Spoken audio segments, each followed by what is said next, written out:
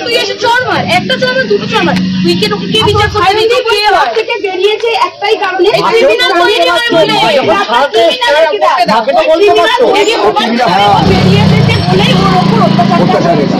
এটাই হচ্ছে মুদ্রা কথা। কেউ ভয়তে বেরাতেই চাইছে না ক্লাব থেকে, কারণ জানে তো দেখলেই তো মারবে ধরে। और ওদের তো মা বল কাউকেই মানে না, কাকে বেশি ভালো ক্লাবের ছেলেদের উপর অত্যাচার। मां बेटे की कथित पिटाई को लेकर अरिया दाहा में तनाव, विधायक मदन मित्रा ने लिया हालात का जायजा। आपको बता दें कि कमरहट्टी नगर पालिका के वार्ड नंबर 11 में शनिवार के रोज कुछ बदमाशों ने मां बेटे की कथित तौर पर पिटाई कर दी, जिसको लेकर इलाके में तनाव पाया जा रहा है। मंगलवार के रोज कमरहाटी के विधायक मदन मित्रा ने इलाके का दौरा किया और अस्पताल पहुंचकर सैयद पंजा और उनकी मां बब्बन पंजा से मुलाकात की। দুটো বাচ্চা যাদের মধ্যে ঝামেলা হচ্ছে 22 বছর বয়স, তাদের মধ্যে মিটে দিতে পারতো দাদা হিসেবে, ঠিক আছে ভাই তোরা এটা করিস না। ও চড় মেরেছে, ঠিক আছে তুই এসে চড় মার, একটা চড় মার, দুটো চড় মার, তুই কে তোকে কে বিচার করবে? নিজে কে হয় থেকে বেরিয়েছে একটাই কারণে ক্রিমিনাল তৈরি হয় বলে তাকে তো বলতে পারতো বেরিয়েছে যে বলেই ওর উপর অত্যাচার হচ্ছে। এটাই হচ্ছে মুদ্রা কথা। কেউ ভয়তে বেরাতেই চাইছে না ক্লাব থেকে, কারণ জানে তো দেখলেই তো মারবে ধরে। আর ওদের তো মা বল কাউকেই মানে না, কাকে বেশি ভালো ক্লাবের ছেলেদের উপর অত্যাচার করে দিয়ে গেছে। আজকে একজনকে মারলে আরো তিনজনকে মারবে, এই থ্রেটটা দিয়ে গেছে মারার পরে। এই মারার পরে থ্রেটটা দিয়ে গেছে, এত সাহস এত আমাদের এই যে ওকে পর্যন্ত ধরে নিয়ে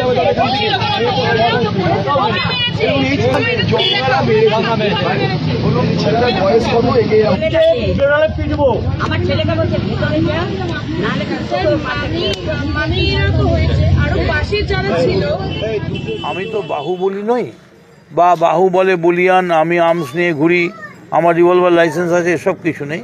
কিন্তু আমার সঙ্গে মানুষ আছে, আমার সঙ্গে কামারহাটির মানুষ আছে, আড়িয়াদহর মানুষ আছে, এবং তাদের সামনে আমি বলতে পারি মাথা উঁচু করে যে আমার বিরুদ্ধে তাদের অভিযোগ করার মতো কোনো কারণ নেই। আমি তাদের সঙ্গে আছি এই লড়াইতে, এবং এই লড়াইতে যাতে যাতে জয়যুক্ত হন এবং তাদের দাবি অবিলম্বে মানা হয়। মুমাঙি জবাব দেওয়ার মতো একদম নন বেলেবল সেকশন দিয়ে ধরে মানুষকে দেখাতে হবে এদের ধরা হয়েছে, কারণ না হলে মানুষরা বিশ্বাস করবে না। এলাকার মানুষ পুলিশের বিরুদ্ধে ক্ষোভ উগড়ে দিয়েছে সকাল থেকে। খুব স্বাভাবিক, খুব স্বাভাবিক। দায়িত্ব কার? পুলিশেরই তো। ওরা কি অভিযোগ করবেন? ওরা কি এখানকার নাগরিকেরা যে বিক্ষোভ করছেন উড়ে দিচ্ছেন? তাদের আমি বলি আপনারা শুধু দিচ্ছেন না, মমতা বন্দ্যোপাধ্যায় নবান্নে বসে বলছেন যে পুলিশ অফিসার আপনারা কঠোর হন, তৃণমূলের কাউন্সিলর হোক এমএলএ হোক আপনি অ্যারেস্ট করুন, কোনোভাবে কাউকে রেয়াত করা হবে না। মমতা গাড়ি যাচ্ছে, মমতা বন্দ্যোপাধ্যায় মুখ্যমন্ত্রী, আমি কে? তিনি বলছেন পুলিশকে যে আপনারা কিন্তু হালকা দিচ্ছেন, আপনারা বুঝতে পারছেন না আমি ছেড়ে কাউকে কথা বলবো না। ব্যাপক বদলি হচ্ছে, ব্যাপক ট্রান্সফার হচ্ছে, এবং মমতা বন্দ্যোপাধ্যায় বলছেন তৃণমূলের কাউন্সিলররা এইভাবে বলেছেন।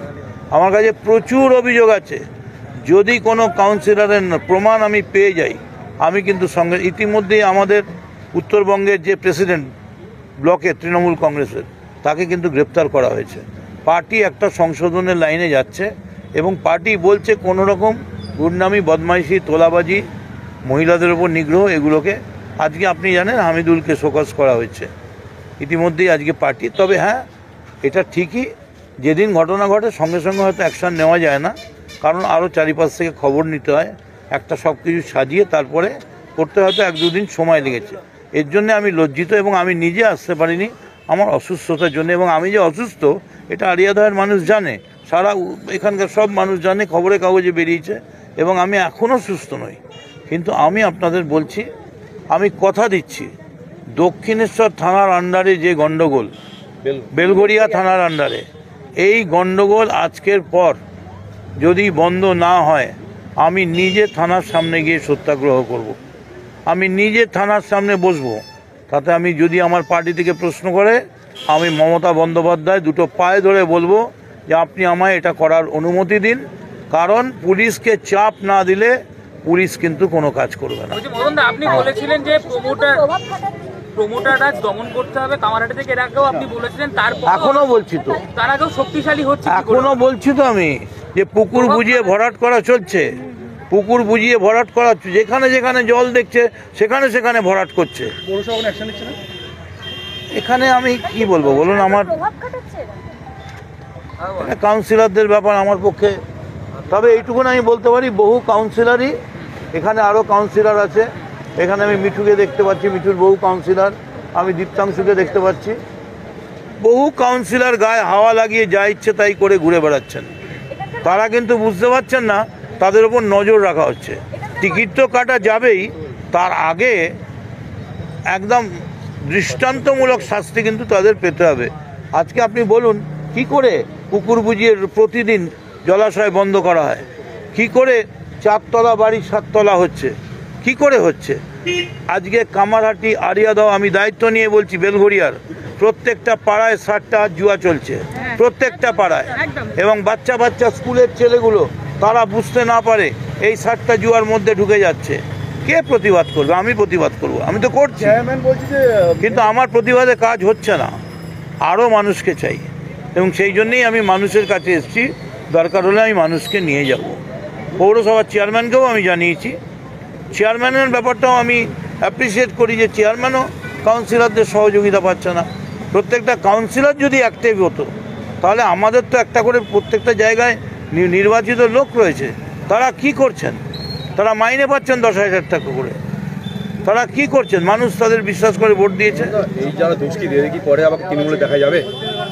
আমার মনে হয় না, আমার মনে হয় না। এবার আমরা কথা